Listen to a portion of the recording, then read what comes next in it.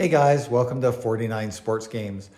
Today I'm going to play through very slowly to start with Game 7 of the Toronto Maple Leafs at the Boston Bruins in this 2023-24 NHL playoffs. Now, I haven't played through the whole series. This is my first game I've played in 6 weeks. So I haven't gone through to make sure I've got the right lineups or anything like that. I just have the right goalies in play. But I wanted to play a game. And so I also wanted to show you how I play the game, and we'll go through it nice and slow so you can see how things work out. I've already rolled the D12s, so I've got the player selection board set up, and it's all ready to go. We got the top lines out for Toronto, so Austin Matthews is going to take the faceoff. His faceoff rating is a 6. Pavel Zacha is going to be on the ice for Boston, and his faceoff rating is also a 6. So we're ready to go. The marker on the face-off, we're in the neutral zone, which is where we've got the puck right now. We're going to go to the action deck, and we're going to flip over an action deck card, and we go to the very top row, which shows face-off in the neutral zone. And this one here says the home team wins, they control in the neutral zone. So sometimes it's going to ask for their rating, so the highest would win. And in the case of a tie, it'll always give you what the factor is on the tie, whether it's home team or visitor or something else is going to happen in case of a tie. This one's pretty simple. It's just the home team wins, and they are going to control in the neutral zone. So Boston has it, so I put the control there. They're still in the neutral zone. That's it for that card. Now, you'll notice there are a total of 6 different rows on this card. You only ever use one item per card. So if the play action goes along and it says you're going to go to create or there's a rebound, you'll always go to a new card. You'll see how that goes as we move along.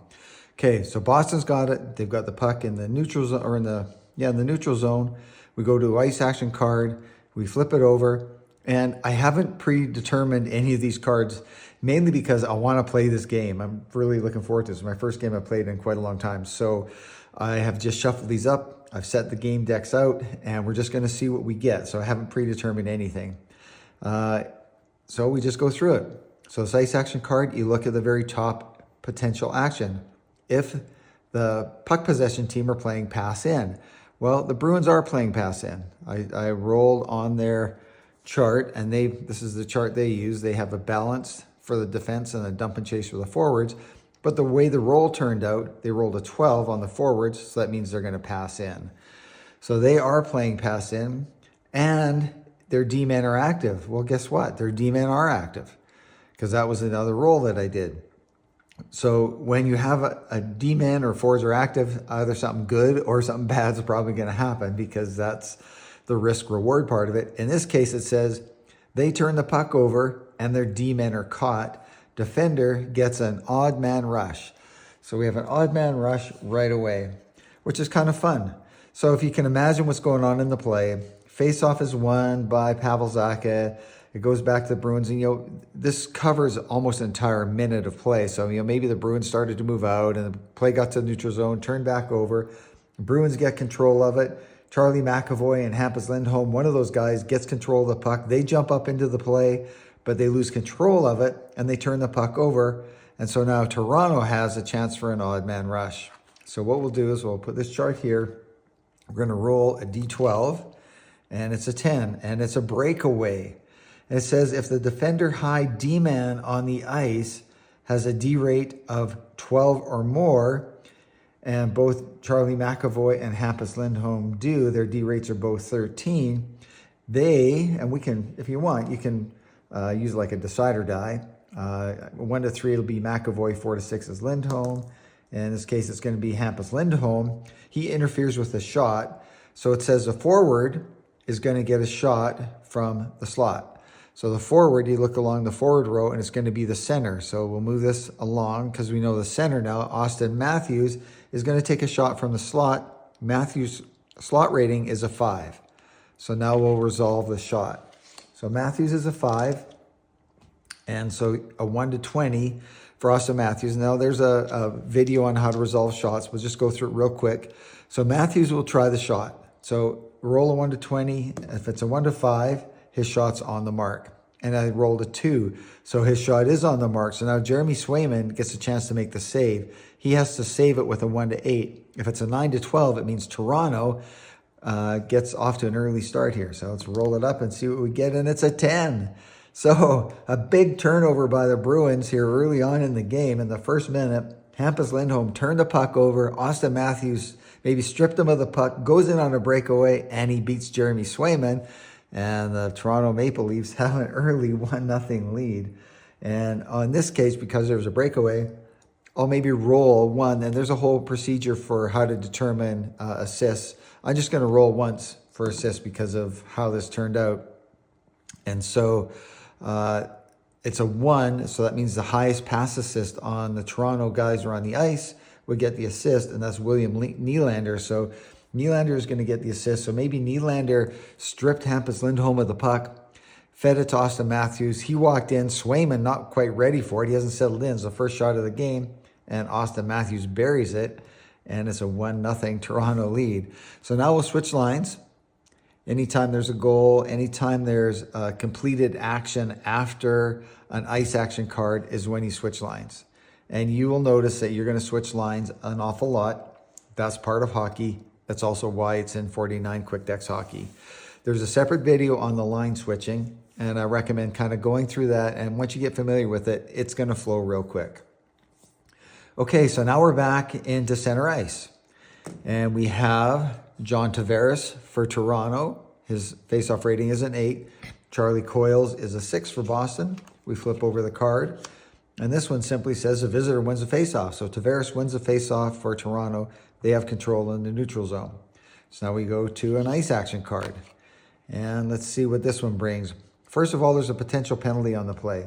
So I roll for it right away, but it says that you apply it after the action. I want to know if there's going to be a penalty. So I roll this, and it's a 6. So it's outside the 1-4. So I don't have to worry about it. There's no penalty call on this play. So we go through it. Is the team with puck possession playing pass in? Well, they are, and their forwards are active. If that comes into it, let's see. They're playing pass in, which is a little higher risk reward than dump and chase. Their pass is intercepted. Defender has control, so the Bruins intercept the pass. They move into the Toronto end.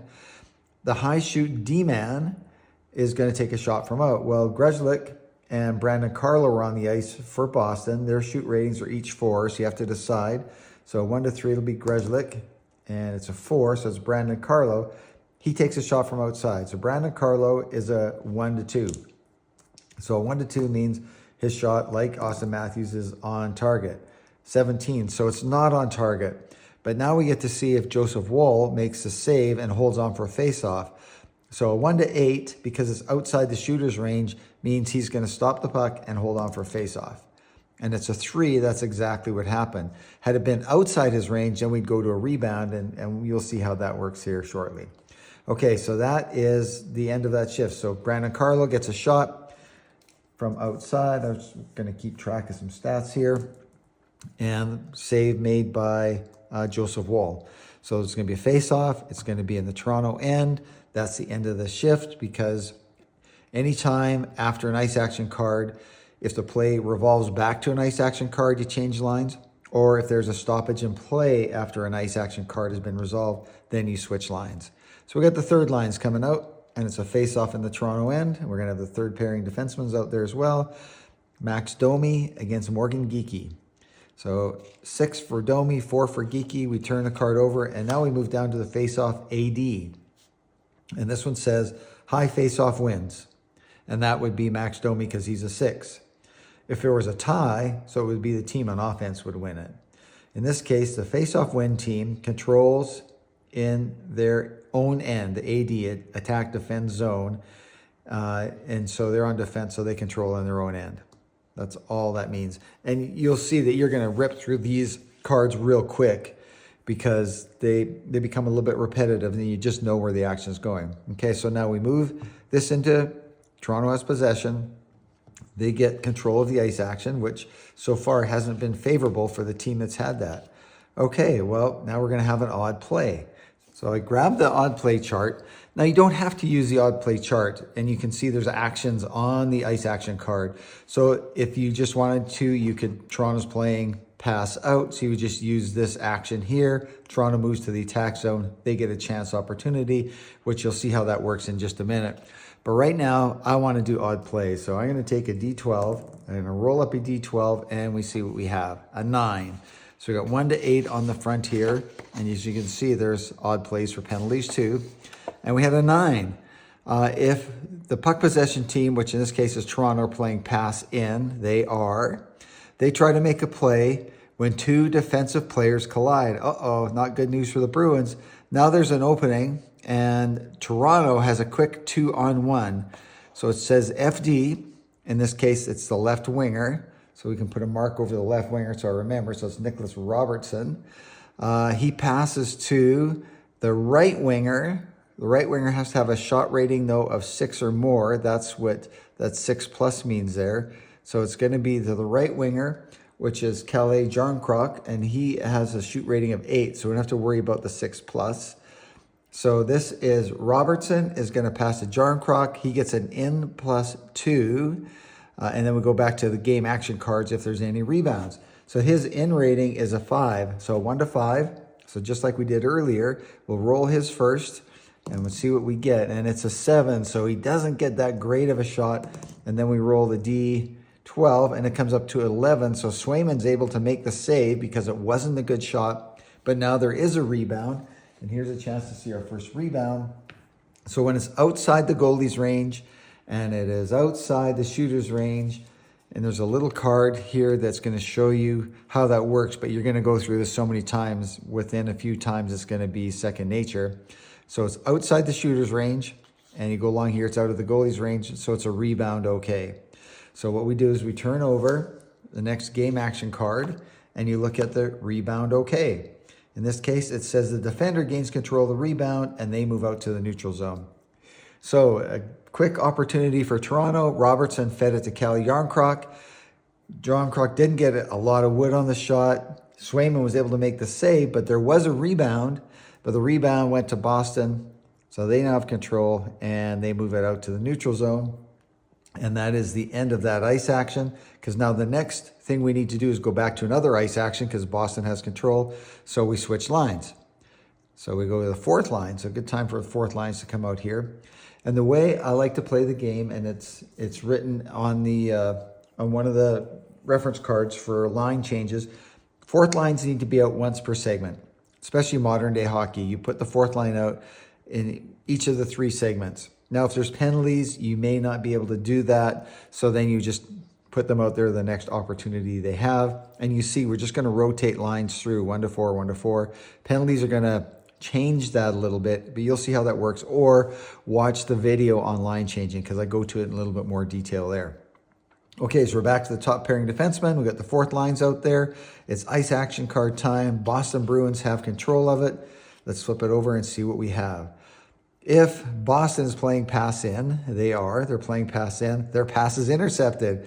Wow, there's been a lot of those. So again, playing dump and chase is safer. As you see, if they would have been playing dump and chase, and if they had 2 forwards hitting 8, which they would have, they have Boquist and Beecher are both 16, they would have had an opportunity. But right now, they're deciding to play pass in, and their pass is intercepted. Toronto takes control and they transition to an odd man rush. Oh my. So we take this chart again and we roll our D12 and we see what they have. It's a 10. Again, that's what we had last time. Exact same thing. 10 is a breakaway. Defender high, Demon on the ice are 12+, while McAvoy and Lindholm are. Let's see which one is going to interfere with the shot. This time it's McAvoy is going to interfere with the shot. The shot is the forward, so we'll go along the top row, and it's the left winger. And this time the left winger is Bobby McMahon, and he gets a shot from the slot. His rating is a 3.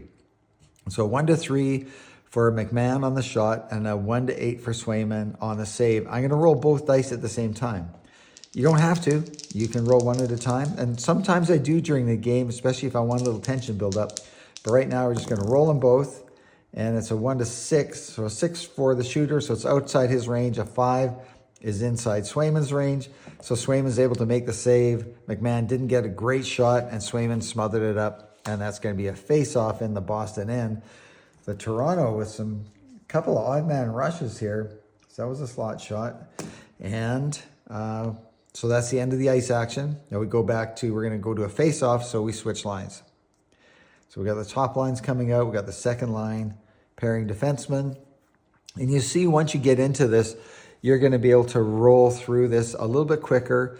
And depending on the stats you keep, around an hour is right. You can get this game played in under an hour or a little over an hour, depending on the stats. But it's going to take you a few games to get that flow going, to really understand kind of how I came up, the genesis of the game and how it's meant to play out. So we got Matthews as a 6, Zach as a 6. The face-off is in the AD zone, the attack defend zone. If offense, Toronto in this case, if their high forward takeaway is greater than 9, and look at that, all 3 forwards are, they gain control. So if you want to, you don't have to, I don't typically do this, but you can see who made the play. And sometimes you have your time, it's kind of fun. So this case, it would be William Nylander. Nylander makes a play. He uses takeaway abilities. He gains control. Now it says the pass. It doesn't say he passes it to. If it says he passes it to, then he's in line to get an assist. But it just says the pass goes to the forward, and we're going to the right winger. Right winger needs to have a shoot of 5 or more, and Nylander is. And his shot goes from the slot +1. Ignore the 10. That's for end-to-end when we get around to playing end-to-end hockey. So Nylander gets a shot from the slot. His 3 +1, he's a 1 to 4. And Swayman is still at 8. Here's the roll. It's an 11 and a 2. So a shot from Nylander, but that's handled pretty easily by Swayman. And we'll get another face-off. So we didn't go to an ice action card yet. There's a face-off. I do 2. So we're going to go to a second face-off. So Matthews and Zaka, their lines are going to stay out there. If there's another stoppage in play after this, and I haven't gone to an ice action card, then I'll swap lines. All right, so the face-off is in the 80 zone. Toronto wins the face-off. The puck goes to the highest wing, who takes a shot from the slot. So the highest wing means it's highest wing shooting, and that's going to be back to Nylander. So here's the draw. Matthews wins the draw, gets it to Nylander. Nylander with a quick shot, and that's a 19, and an 8 was the roll. So that means Swayman was right in position again, and Nylander got 2 shots in that shift. And because I've gone through 2 actions off the game action without going to ice action, we're going to swap lines. And we'll go to the third pairing defenseman. Now this is where you don't need to go to the third pairing. We could have gone back to the top pairing defenseman here, but you'll notice, like in the first period, teams will typically, with their D-men, they're going to rotate through. And when you get into the third period is when these top pairing defensemen are going to spend more and more time out on the ice. So that's why I went to the third pairing defenseman. So this is something that you will get comfortable with as you play the game and you decide how you want to play the game. And I think that's how I started the rule book was, there's a lot of variation on how you choose to play the game. So the little idiosyncrasies, little things like that. Okay, face-off. Tavares is an 8, Coyle's a 6. Face-off is in the 80 zone. Coyle wins a face-off for the Bruins, and they gain control in their own end. So they are going to have the ice action, which has not gone in their favor at all so far. Potential penalty on the play. So we roll up this D6, and it came out a 6 again, so I don't have to worry about a penalty. It says if the team has puck possession, Boston are playing aggressive. Well, they're not playing aggressive, so you go down to the next. If they're playing pass in, they are playing pass in. They move into the attack zone. If their highest forward has a create rating of 9 or more. So you go down the create column. You see that Brad Marchand is a 12. Charlie Coyle is a 10. So their highest is greater than 9. He creates some space. You want to see who made the play? We just roll up a dice, and it's going to be Charlie Coyle made the play. He's going to create a nice shot. Now it says the pass, so it's not he passes to, so he's not in line for an assist. You'd have to roll for it. The pass goes to the left D, so you go along the FD row, and it says the LD, which is Kevin Shattenkirk, and he's going to get a shot from the slot. Shattenkirk is a 2, and Wool is an 8. So the yellow dice, a big yellow die, a 2, comes out a 6. So Shattenkirk gets a shot on net. And Wool makes a save, but he's not able to contain the rebound because it's outside of his rating. So we're going to go to rebound OK. Rebound OK says if, and I guess we could have the puck down where it belongs here now. If Boston's D-men are active, well, they are. They control the rebound, they're going to create. So here's the first chance to see how this create works. So because create is on the same card, the game action card, you're going to only ever use one action card. And now we're going to turn a new one over to go to create. And it asks if Boston's center has an O rate of 10 plus. Well, Charlie Coyle is the center and his O rate is 10, so he is. Now he says he passes to the highest rated wing who's going to take a shot from in. So the highest rated wing is, from their shoot rating, is Marchand and DeBrusk, and they're both 9. So you have to roll to see which one it's going to be. And it's going to be Jake DeBrusk, and he's going to get the shot from inside. So that's a 1 to 5. Had it been Marchand, he would have been a 1 to 7. So DeBrusk is 1 to 5. He's going to roll in this little dice tower here. Ooh, it's a 1. So he's got a really good shot. DeBrusk fires it to an opening, but Jared Wall's there to make the save. A 1 to 7 means he makes a save. So we go back to this chart here, and if it's within the shooter's range and it's within the goalie's range, you go to rebound good. So we turn over the next card and we look at rebound good. And it asks, does the team with puck possession have momentum? No. Does the defending team have momentum? No. So Boston gains control of the rebound. They're going to go back to another create. So the Bruins are putting a little pressure on right now. So we flip this over and look at create.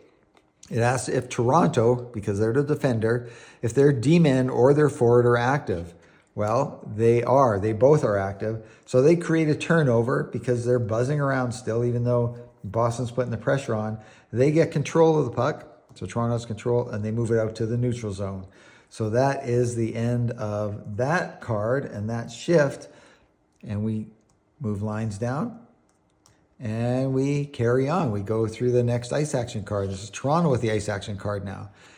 If they're playing pass out, and they are playing pass out, and if defender has 2 takeaways of 13 plus. So you look at the takeaways that are on the ice, and they do not. The highest are 7. So I have 3 guys who are rated 7. So they don't have 13, so you go down to the next ask, and it says if they have 2 takeaways of 9. Well, we just looked. They don't have that either. So Toronto moves into the attack zone. Now they're going to have a chance opportunity. And chance here says they control. The pass goes back to the left D from out. The left D needs to have a shoot rating of 6 plus. Morgan Riley's rating is 7. Had that been the right D, it would have been TJ Brody, and he would not have gotten a shot. And so then you would have gone to this next action, which would have been a rebound okay. But Morgan Riley is the one who's going to get the shot, and his outside rating is a 2. So we're going to roll this up, and it's a 20. So he's way outside, and a 3. So he didn't get a lot on the shot. Swayman handles that easily. Shot from Morgan Riley, and that'll be a face-off in the Boston end. And we have 1 card left. And so the fourth lines have been out there. They don't need to come out again. So Toronto's going to go up to their number 1 line. So Boston will do the same thing. And we have a face-off in the Bruins end. So it's Matthews versus Zaka. And it says the home team, oh, got the wrong row. We need face-off AD. Toronto wins a face-off. If they have momentum, they don't have momentum. You get momentum after you score a goal on even strength. But they don't have momentum. So they do gain control of the puck. So Toronto has it. They're going to create. And create says, if defender forwards are active, they are not. Boston's forwards, their defense is active, but their forwards are not. So then we go down to the else part of it. So you don't have to worry about reading this right now. Of course you can, but you just jump down to the else. So the defenders are not active. So Boston jumps on the loose puck and they gain control in their own end. So now Boston gets control of this ice action card. We flip it over. They are not playing aggressive. That's one of the options. They move all the way through to the attack zone. So the Bruins move it through to the attack zone. If they have 2 players with an O rate of 10, Zaka and Pasternak are both 10 plus. So they do.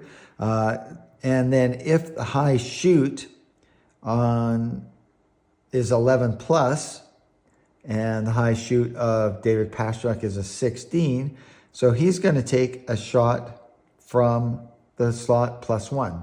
So Pasternak, because he's got such a high shoot rating, he takes the shot from the slot +1. So he's a 1 to 3. So that makes it a 1 to 4, And it is a 4 and a 4. He makes a save. I love it when the dice roll around like that. So Pasternak got a great shot on net. Wool makes a save. That's going to be rebound good because it's within both their ranges. Rebound good.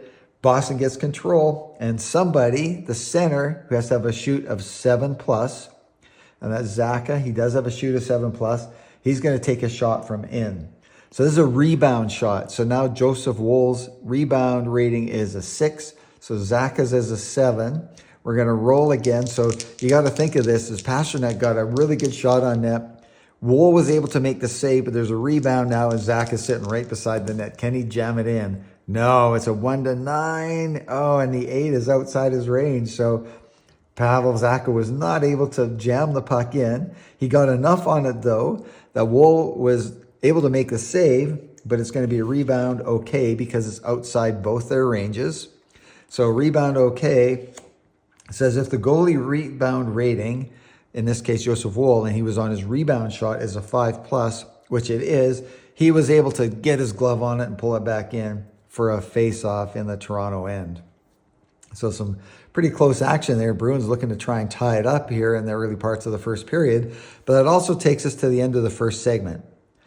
And what we do now, so this is a TV timeout. So what would happen is the lines would rotate. And now we go through the TV timeout and what happens in the segment. So I'm going to move this over here. Lines can rotate one if they want to. So Toronto would go first. So they would move up to their first pairing defense. They could also miss their second line and go to the third line if they wanted to. I don't think they want to do that. So Boston will match them. They'll do exactly the same thing. So you can rotate lines. You just think of it that the guys are a little bit more rested. Okay, so now what we're going to do is we're going to roll for Boston. This is sorry about that. Here's their team card. It shows they're playing balanced and dump and chase. So let's roll to see what they do. They roll an 11. So now they're just going to play pass out. So their defensemen are not going to be active. And what are their forwards are going to do? And it's right in between a 3 and a 7. And that's between a 2 and a 4. So I use the dice tower. It's a 2. So they are going to play dump and chase. And their forwards are going to be active. So they're changing things up a little bit for the Bruins. So that's what they're doing. And we'll bring Toronto in. And let's see, they are playing clear and balanced. 3, so they're gonna remain pass out and play active still. So that's what they did the first go round. And 3, pass in and active. So they are playing exactly the same. So they're gonna try and keep the pressure up if they can do that. And on these score sheets, I do have a place where you can put in if they're playing active, and they were both Boston's defensive active the first time around, because I try to limit the number of times they play active to twice. Ignore this pass in, pass out. I was thinking that you do the same thing with that, but I've changed my mind since making up these solitaire charts.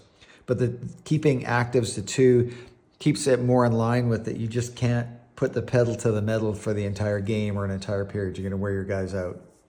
So for Toronto, going into the third segment, if they were to roll again, and it was same thing where they rolled on their defense and they rolled a 1 to 5 and it says they're going to play pass out and active, they would just play pass out. You just would take this off. They would not play active in the third segment of the first period. All right, so that has the first segment TV timeout stuff done. Now you go back to the action. And I hope you get a sense to how the game plays. I think that's enough for this video right now. I'm going to keep playing the game because I'm having fun with it. And maybe we'll pop back in towards the end to see how the game ends. Okay, we're back for the start of the third period. And I'm going to go at the speed I play the game. Maybe a little bit of explaining along the way. Shots through 2 periods are 24-21 in favor of Boston. This game is tied at 2 apiece. Austin Matthews with both goals for Toronto. Brad Marchand made it 1-1 late in the first period on a power play goal. But before the period ended, Austin Matthews got his second goal. So it made 2-1 after 1. Danton Heinen with the lone goal of the second period to make us 2-2 going into the third period. And one thing I missed in the first period was when Austin Matthews scored that first goal on the breakaway after the big turnover. That should have given Toronto momentum for that whole first segment of the first period. And unfortunately, I missed it because there was a few of the action cards or the game action cards that asked if the team had momentum. So it's too bad that I forgot that part of it. But as Steve Towers says, your IQ goes down by at least 20 points as soon as the camera turns on. It's so true. All right, here we go with the third period. I've done all the prep for it. We are good to go. We got the number one units out there. Matthews versus Pavel Zacha. High winds, tie to home. So Boston starts off with the puck first. They aren't playing safe. They are playing dump and chase. They make a nice play. They control in the attack zone. If their high shoot is 14 plus, it is. David Pastrnak, he's going to take a shot from outside +2. So that's a 1-4. And look at the first roll of the game. I got to move that in so you can see it well enough. That's a 3. He needed a 4. Woll saves it on an 8. And Pastrnak scores right away for the Bruins to start the third period off. A big goal from David Pastrnak, and he actually set that up himself because he's the high shoot. So let's see who the other assists are. So the first assist goes to 13, and so that would be Charlie McAvoy and Pavel Zacha. Zacha and McAvoy, and the Bruins have a 3-2 lead. How you assign assists is in the rule book. I'm not going to go through it right now. I just want to keep playing the game. All right, second lines are out there. Tavares and Coyle. Home team wins. If they're playing pass in, they're not. So they just have control in the neutral zone. And we're going to do an odd chart roll here. So there's the roll, and it is a 4. And the 4 says, if plays in the second period or first and third period, use the action from the ice action card. But what's cool about this, if it plays in the second period, the puck possession team, so Boston will move into the attack zone. They put on some continuous pressure. They are able to change lines, so they need to switch lines, but the defender is not. Boston changes their forward and D-man. They maintain control. Their high pass assist then passes to the choice player from choice location, which is likely going to be a forward from inside. But because it's only the first or third period, use the action from the ice action card. So we go back to the ice action card, and it shows that Boston's playing clear. They clear the puck. They gain control in the attack zone, and they're going to get a create opportunity. If defender has 2 forwards with a D rate of 8+, Knies and Marner are, so they stop the play. Toronto gets control of the puck in their own end. And so that's the end of that shift. We're going to rotate through. Toronto has control. Potential penalty on the play. Toronto's had 5 penalties, and we have another potential penalty where Boston has 1. So we'll see what happens here. I think there's going to be a little chirping from the bench if it's on Toronto. If Toronto's playing pass in, they're playing dump and chase. They dump the puck in, but it gets deflected out of play. There's going to be a face-off in the Boston end. All these rolls, I'm afraid, are going to be a little bit off screen here because I just run out of space to do it. So we go to the penalty chart. It's an 8. It's going to be on the Bruins, so we're going to roll. So we're going to roll the 1 to 6. It's a 4, so it's going to be the right D, which is Andrew Peeke. His penalty rating is a 3, so he is going to take a penalty. 11 means we're going to roll on the B chart. This could be a little something extra. We roll again. It's a 4. It's just a 2-minute minor. So Andrew Peeke takes a 2-minute penalty. Not good timing for Boston. Toronto, happy about that because they had a lot of penalties. Like I said, 5 so far in this game. So we bring in the special team charts. We've got the short man 1. We have the power play 1. Andrew Peeke has got a penalty, so we'll put a little marker on him. We take this penalty marker. We go down 2 ice action cards, and we place that in there so we remember that. And here we go with power play. We flip over a card, and hopefully you can see that there. Maybe we'll move it up a little bit. If power play has control, they do have control. So if they're D, they're right D, puck move of 10+. So TJ Brody, his puck move is only a 9. The puck comes loose, high forward takeaway gets control. Well, I know Matthews has got the highest on the ice, so he gets control. he's going to pass, or the pass is going to go, he doesn't make the pass goes to FD, which is the center in the slot. So Matthews is going to get a chance of 1 to 5, and he rolls a 7 and a 6. So a shot from Matthews from the slot, handled by Jeremy Swayman. And we go on to the next one-man advantage card. Power play has control. If their left D has an O rate of 9+, Morgan Riley's a 10. He passes to high shoot, which is back to Austin Matthews from the slot. He needs a 1 to 5. He gets a 10 and a 12. So a shot from the slot, that's going to be an okay rebound. If goalie rebound is 4, Swayman's rebound is 7. He holds on for face-off. So that's the end of that card. And so we go to the second lines. And what we'll do is Matt Grzelcyk is going to come out on defense because Andrew Peeke is in the penalty box for Boston. Power play has control. If it has 2 forward creates of 9 and Domi and Marner both do, the pass goes to FD, the right winger, in the slot +1. So this is Mitch Marner. He's a 1 to 5, and it's an 18 and a 9. Wow, they got it past the goalie for an okay rebound, but his rebound's a 5, so he holds on for a face-off. And we go to the fourth and final on this power play. Power play has control. If any pass assists are 12+, yes, Domi and Marner are. If there's more than 2, you got to roll to see who it is. And this is going to be Mitch Marner. He passes to high shoot forward, which is Domi from in, and his rating is a 1 to 3. So a 1 to 3, and he rolls a 9 and a 4. So Domi gets a shot from inside, but that's handled by Jeremy Swayman for a face-off, and that is the end of that man advantage. So Toronto not able to take advantage of the power play. So we flip over those 2 cards, move this back, and we will have a face-off.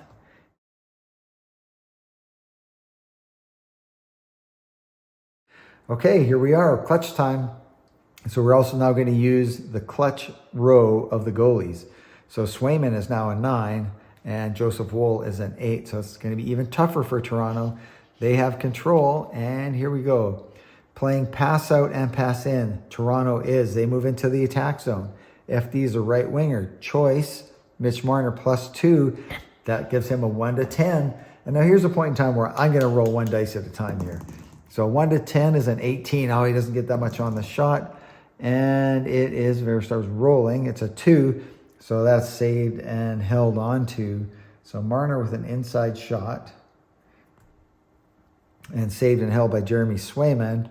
And we're going to go on to the next lines. And we're just going to rotate through the top two pairing defensemen and the first 3 lines on offense. So face-off in the Boston end. Domi out there against Charlie Coyle. There's a tie-up after the face-off. High hitting is going to gain control. 14 for Jake McCabe. And that's going to be good enough for Toronto to win possession. And now they're going to get a chance to create. So McCabe goes in, pinches in, throws a hit. They have control. Defender has momentum or aggressive. Defender is not. So they're going to maintain control. They're going to try and create again. The puck is deflected out to the neutral zone. The team with the highest hitting, well, we already just know that that's Jake McCabe, gets control there out in the neutral zone. So Toronto has it. So now we go to ice action. And they are playing pass in. Defender creates a turnover, and they gain control in the attack zone. If they have 2 creates of 8+, and they do, pass goes to FD, right D, slot +2. Brandon Carlo, 1 to 3, and his shot is a weak one, and saved and held by Joseph Woll. And we're going to go to new lines. And we're starting to count down the minutes here in the third period. Still like 6 minutes to go. Face-off in the Toronto end. Defender face-off +2. So Matthews is an 8. He's going to win the face-off for Toronto. They go to ice action. They are playing pass in. They lose control in the neutral zone. Boston takes control. They move into the attack zone. Their high shoot is not 15, so it's just going to be the left winger, Jacob Loku, and he's only got a 1 rating, and he doesn't get much on that shot anyway. And so that's saved and held onto by Woll, but that eats up another minute. So let's see what do we got left here, because Toronto's going to want to pull their goalie. We've got 4 minutes left. We rotate through lines. And remember, each team has a timeout still. Neither team has used their timeout, although we're through the TV timeouts. Pavel Zacha against Tavares. Home wins the faceoff. So Zacha wins it for Boston. If defender, D-men, or forward active, they create a turnover and they move out to the neutral zone. So Toronto with it. Pupo's not playing safe. A penalty in the final segment has to only be a 1 for it to be active, and that was a 3. High puck move of 13. Their high puck move is 12. So they move into the attack zone. FD, left winger, is going to get a chance. Slot +1. Here's Matthew Knees. He's a 5, 1 to 5. It's a 13 and a 3. So Knees with a shot from the slot. And that's saved and held by Swayman. And we've got 3 minutes to go. And we've got to kind of decide when. Toronto might want to take a timeout. We've got 3 minutes. They'll probably pull their goalie with 2. Remember, these are not exact minutes. So, they got 2 cards left is when they would probably pull their goalie. Maybe 3. Definitely if they were down 2 goals, they would. All right, face-off. Domi versus Coyle. Both are 6s. There's a tie-up after the face-off. High offensive forecheck is Robertson is an 8. High defensive takeaway is Coyle is a 12. So Coyle wins the puck for Boston. They have control. Another possible penalty, but only if it's a 1. It's a 5. They're playing pass out. And their D, the right D, puck move of 10 plus, he is. Hampus Lindholm is. So Boston's going to move it into the Toronto end. That's where they want to keep it now for the next couple minutes. They go chance. They do not have momentum. They are not aggressive, so they're going to go chance again. If defender high D-man block of 12, Morgan Riley and TJ Brody are both 14, they block the shot. The puck is deflected into the corner.